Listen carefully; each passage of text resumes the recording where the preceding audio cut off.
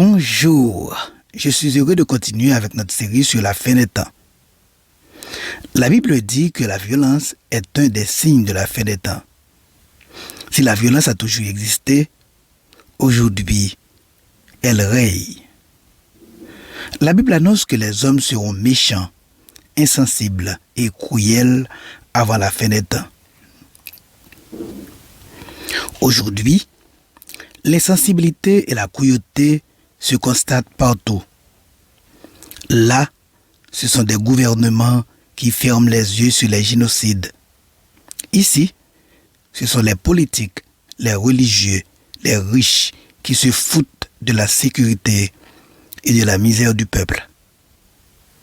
Aujourd'hui, je vais continuer à vous parler encore des signes avant-coureurs de la fin des temps. Avant de débuter mon exposé, je vous prie de ne pas oublier de vous abonner à ma chaîne en cliquant sur le bouton « Abonnez-vous » et sur la cloche de notification pour être au courant de mes prochains exposés. Il y a environ 30 ans, les Haïtiens vivaient dans la paix.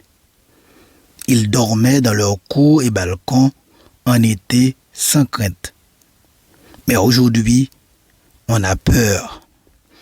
On a peur même lorsqu'on habite une forteresse. Car partout, c'est le crime, le vol, le viol, le kidnapping et le meurtre. Est-ce qu'il y aura de la paix dans notre monde d'aujourd'hui? Est-ce qu'il y aura de la sécurité et du bonheur un jour? Plusieurs intellectuels continuent à penser que la paix et le bonheur viendront au monde le jour où tous les peuples atteindront l'autosuffisance alimentaire. Certains pensent au contraire que les temps s'amélioreront quand toutes les nations seront atteintes par la civilisation et que la démocratie sera adoptée par tous. Alors disent-ils, l'arbitraire disparaîtra, la paix, l'ordre et le bien-être seront restaurés. Illusion que tout cela. La Bible annonce au contraire la complication de la situation économico-politique internationale. Quand les hommes diront paix et sûreté, alors une ruine soudaine les surprendra. 1 Thessaloniciens 5, verset 3. À l'insécurité sans cesse croissante, Jésus ajoute le fléau qui ravage le plus le tiers-monde, la famine. La Bible nous avertit que la famine, la pauvreté sont des éléments annonciateurs de la venue du Seigneur. Malgré les plans de redressement économique, les réajustements structurels que nous proposent sans succès les organismes financiers du monde, la pauvreté et la faim ne cessent d'augmenter. Les progrès techniques réalisés en ces dernières décennies dans le domaine agropastoral sont impressionnants. On peut aujourd'hui produire au laboratoire des cultures 10 à 100 fois plus rentables. On peut planter ou élever en un temps record. Mais la faim n'est pas éradiquée pour autant. 25 000 personnes meurent de faim chaque jour dans le monde, dont plus de 10 000 enfants, soit une toutes les 4 secondes. La faim constitue le premier risque sanitaire dans le monde. On estime que 854 millions de personnes sont sous-alimentées dans le monde et que la hausse des prix risque de faire basculer 100 millions de personnes supplémentaires dans la pauvreté et la faim. Chaque année, la faim tue plus de personnes que le sida, le choléra, l'Ebola, le paludisme et la tuberculose réunis. Un tiers des décès chez les enfants de moins de 5 ans dans les pays en développement est lié à la malnutrition. Chaque nuit, une personne sur 7 sur la Terre se couche le ventre vide. Sur une planète qui produit assez pour nourrir toute sa population, 783 millions de personnes ne mangent pas à leur faim chaque jour. Après des décennies de baisse, l'insécurité alimentaire s'est aggravée depuis 2014 sous l'effet de la multiplication des conflits armés, des phénomènes climatiques extrêmes et des crises économiques à répétition. Les richesses du monde sont divisées en deux. Près de la moitié est entre les mains de 1% des plus riches, tandis que 99% de la population mondiale se partage l'autre moitié. La richesse de ces 1% s'élève à 110 trillions de dollars, soit 65 fois la richesse totale de la moitié des moins riches de la population mondiale.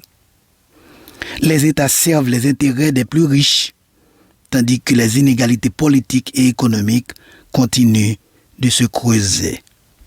Les principaux partisans de l'austérité, comme le FMI, commencent à reconnaître que les mesures d'austérité rigoureuses décidées pendant la crise de la dette n'ont pas donné les résultats escomptés en termes de croissance et de relèvement, mais ont en fait compromis les perspectives de croissance et d'égalité.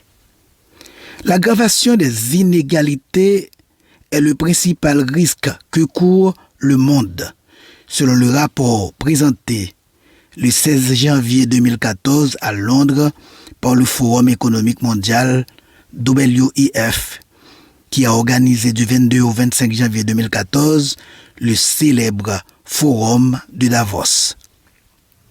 Le fossé persistant entre les revenus des citoyens les plus riches et ceux des plus pauvres est considéré comme le risque susceptible de provoquer les dégâts les plus graves dans le monde au cours de la prochaine décennie, indique le rapport annuel du Forum sur les risques mondiaux.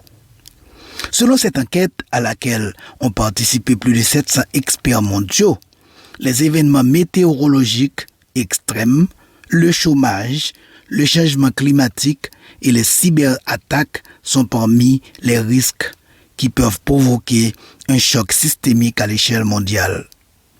Le rapport cite aussi les crises budgétaires, une éventuelle crise de l'eau parmi les risques les plus préoccupants, ainsi que la menace croissante de cyberguidons, défaillance massive des systèmes informatiques.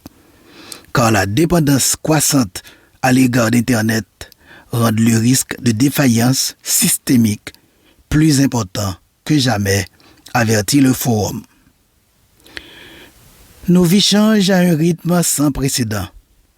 Les transformations à l'œuvre dans l'économie, l'environnement, la géopolitique, la société et la technologie offrent des opportunités sans pareilles.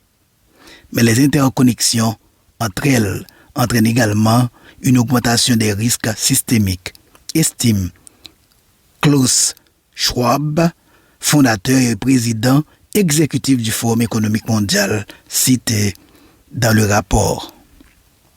La complication de la situation internationale, les guerres, le terrorisme, les famines, l'instabilité politique, les calamités diverses feront que la foi des croyants sera mise à rude épreuve. Jésus avertit: vous serez haïs de toutes les nations à cause de mon nom. Alors, plusieurs succomberont et ils se trahiront, se haïront les uns les autres. Et parce que l'iniquité se sera accrue, l'amour du plus grand nombre se refroidira. Tous ces troubles auront pour conséquence spirituelle directe le refroidissement de la foi des croyants. Ceux-ci se trahiront, se haïront. Combien de fois n'avions-nous pas trahi le Seigneur et les autres parce que nous suivons uniquement nos intérêts? La haine ne bat-elle pas son plein parmi nous?